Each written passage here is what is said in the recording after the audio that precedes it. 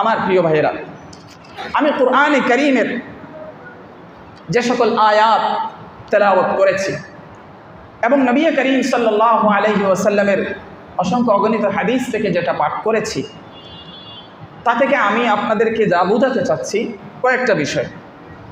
তা হলো, 1 নম্বর, ভালো এবং সৎ গুণসমূহে অন্যের তুলনায় নিজেকে শ্রেষ্ঠ মনে করাকেই অহংকার বলে। ভালো এবং সৎ গুণসমূহে অন্যের তুলনায় নিজেকে শ্রেষ্ঠ মনে করাকে কি বলে?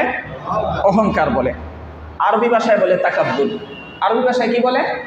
তাকাব্বুর বলে। দেখুন, ইনসাফের সাথে রাজ্য পরিচালনা করা এটা একটা ভালো কাজ। ভালো কাজ না? যা মানুষের কল্যাণের জন্য করা হয়। কিন্তু এই ভালো কাজে শুধু নিজেই ভালো, অন্যদের চেয়ে শ্রেষ্ঠ, এমনকি অন্যদেরকে এতই তাচ্ছিল্য করা যে অন্যায়ভাবে রাজত্ব টিকিয়ে রাখার জন্য পাখির মতো গুলি করে হত্যা করতেও দ্বিধাবোধ করেন না, বরং আরো গর্ববোধ করেন। এসব হচ্ছে অহংকার প্রদর্শনের নিকৃষ্ট এবং ভয়াবহ চিত্র,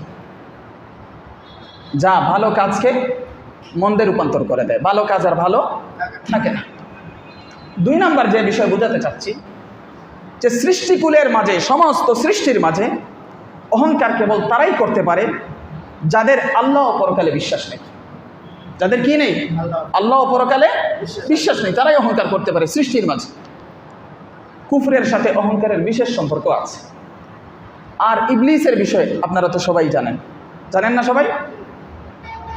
3 নম্বর যে বিষয়টা বোঝাতে চাচ্ছি সেটা হলো, অহংকারীকে আল্লাহ পছন্দ করেন না। অতএব কারো জন্য অশান্তি, লাঞ্ছনা বঞ্চনার বড় কারণ হলো অহংকার করা। যেমন 2021 সালের 15ই আগস্ট রবিবার আমেরিকা এবং নেটো জোট তাদের সকল বাহিনী এবং তাদের পুতুল সরকার সহ আফগানিস্তানের মাটিতে লাঞ্ছিত, অপমানিত হল। তারা নিজেদেরকে সুপার পাওয়ার দাবি করত। তাদের দাম্ভিকতা ছিল, অহংকার ছিল। তারা ভেবেছিল 10-15 দিনের ভিতরে আফগানিস্তান দখল করে ফেলবে। আল্লাহ তাআলা একে একে 20টা বছর তাদেরকে আফগানের মাটিতে রেখেছেন, আফগানের মাটিতে তাদের গুরুস্থান বানিয়েছেন। অবশেষে তাদের যত সামান্য যা আছে তা নিয়ে লাঞ্ছিত, অপমানিত হয়ে তাদেরকে বিদায় নিতে বাধ্য করেছে।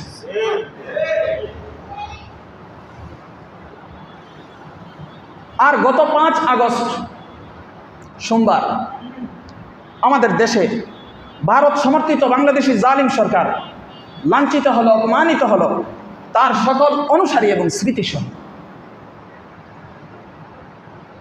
একথা আমাদের স্মরণ রাখতে হবে।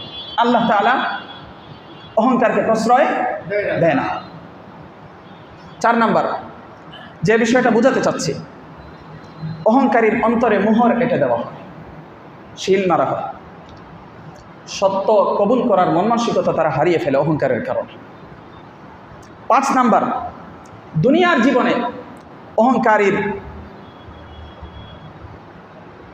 যে পরিণাম সেটা হলো তার উত্থান থেকে পতন হয়। তার যে উত্থান ছিল সেই উত্থান থেকে তার কি ঘটে? পতন ঘটে এবং চরমভাবে অপমানিত, লাঞ্ছিত, অপদস্থ হয়। আর পরকালে তাদের নিকৃষ্ট ঠিকানা জাহান্নাম। 6 নম্বর যে বিষয় বোঝাতে চাচ্ছি সেটা হলো, অহংকার ও গৌরব প্রকাশ করা, দাম্ভিকতা প্রদর্শন করা, এটা শুধুমাত্র সুন্দর লাগে, সুন্দর মানায়, শোভা পায়, শোভনীয় হয় শুধুমাত্র আল্লাহ তাআলার জন্য। অন্য কারো জন্য অহংকার বেমানান, অসুন্দর, অশোভনীয়, সুন্দর লাগে না, মানায় না, ভাল লাগে না। 7 নম্বর যে বিষয় বোঝাতে চাচ্ছি, যে অহংকারের কারণে সত্যের বিরুদ্ধে অভিযান পরিচালনা করতে। অহংকারের কারণে কি করতে হয়? সত্যের বিরুদ্ধে অভিযান পরিচালনা করতে হয়। এবং অহংকার মানুষকে ভালো হতে দেয় না। অহংকার মানুষকে নম্র হতে দেয় না, ভদ্র হতে দেয় না, নম্রতায় বাধা দেয়। তাই অহংকার থেকে সাবধানতা অবলম্বন করা আমাদের জন্য ফরজে আইন, না সুন্নত? অহংকার থেকে সাবধানতা অবলম্বন করা আমাদের জন্য কি? ফরজে আইন। আল্লাহ তাআলা আমাদেরকে তৌফিক দান করুন। আমার প্রিয় ভাইয়েরা, অহংকারীদের পতন থেকে এবং কোরআন সুন্নাহর নসিহত থেকে আমাদের যে শিক্ষা অর্জন করতে হবে তা হলো, আমরা যারা 5 আগস্ট 2024 তারিখ থেকে জালিম হুকুমতের, জালিম সরকারের জুলুম থেকে মুক্তি পেলাম, কিংবা যারা নতুন ক্ষমতা পেল এবং যারা আগামীতে ক্ষমতা পাবেন, তারা যদি অহংকার প্রদর্শন করে তবে জালেম সরকারের মতো তারাও লাঞ্ছিত হতে হবে। আমরা যদি অহংকার প্রদর্শন করি জালেম সরকারের মতো আমরাও লাঞ্ছিত হতে হবে, কিংবা তার চেয়ে আরো বড় লাঞ্ছনা আসবে। আর পরকালের শাস্তি তো আরো ভয়াবহ, এটার হিসাব তো আমাদের কাছে নেই। আল্লাহ আমাদেরকে অহংকার নামক গুনাহের মূল থেকে হেফাজত করুন, দুনিয়া ও আখিরাতে লাঞ্ছনা ও আযাব থেকেও হেফাজত করুন। আমার আলোচনার বিষয় ছিল শেখ হাসিনা ও তার অনুসারীদের পতন কেন হলো এবং তাদের পতনে আমাদের শিক্ষা কি। আমি আগেই বলেছি, তাদের নাম বলে আলোচনা করার আমার রুচি নেই, তাদের আচরণে কষ্টে আমাদের দিন ভরা। আপনারা যেই কষ্ট অনুধাবন করেছেন এখন এসে, সেই কষ্ট আমাদেরকে অনুধাবন করতে হয়েছে আরো 10 থেকে 12 বছর আগে। কিন্তু এদের নাম আলোচনা এজন্যই করছি যে তাদের পতন থেকে আমরা কি শিক্ষা পাচ্ছি। যদি তারা যেই পথে পরিচালিত হয়েছিল সেই পথে আমরাও চলি, তাহলে তো যেই লাও সেই কদু, কি লাভ হলো? উল্টো ফলাফল দাঁড়ালো এই জাতির উপর একের পর এক আযাব আসতেই থাকবে। এই জাতি একের পর এক লাঞ্ছিত এবং অপদস্থ হতেই থাকবে। এই জন্য বলছিলাম যে আমার আলোচনার বিষয় হচ্ছে শেখ হাসিনার পতন কেন হলো। অনেকগুলো কারণে হয়েছে, এর মাঝে উল্লেখযোগ্য একটি কারণ হচ্ছে অহংকার, দাম্ভিকতা, অহমিকা। এটা হলো সহজ উত্তর। আমাদের শিক্ষা কি? এর সহজ উত্তর হলো যে আমাদের শিক্ষা হলো আমরাও যদি তার মতো অহংকারী হই, অহংকার প্রদর্শন করি, তাহলে তার এবং তাদের যেই অবস্থা হয়েছিল আমাদের একই অবস্থা হবে।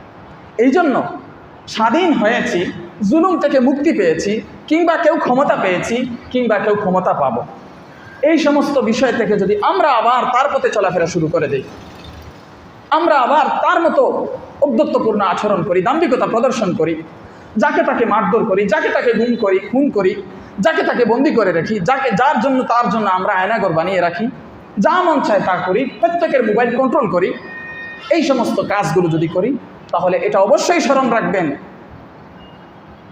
যে শেখ হাসিনা এবং তার সরকার এবং তার অনুসারীদের যেই অবস্থা হয়েছে তার থেকে আরো ভয়াবহ অবস্থা আমাদের আপনাদের হবে। ভয়াবহ কেন হবে? কারণ নগদ যে শাস্তিটা আমরা দেখেছি, শাস্তি দেখার পরেও যদি আবার একই অপরাধে আমরা লিপ্ত হই, তাহলে এখানে দাবি হলো মারাত্মক, এর চেয়ে আরো বেশি শাস্তি দেওয়া। কারণ এটা আরো চরম বেয়াদবি আল্লাহ তাআলার সাথে, যে তোদের চোখের সামনে আমি তাদেরকে শাস্তি দিলাম, একই দিনের ভিতরে তাদের সব কিছু তছনছ করে দিলাম, এরপরে দেখার পরেও তোরা যেহেতু আবার অপরাধ করলি, তাহলে তোদেরকে এখন আরো বেশি দিতে হবে। এটা হলো যুক্তির কথা। এই জন্য বলেছি আমরা তাদের ভুল পথে হাঁটবো না, কথা ঠিক আছে তো? আর এই জন্য সহজ পন্থা হলো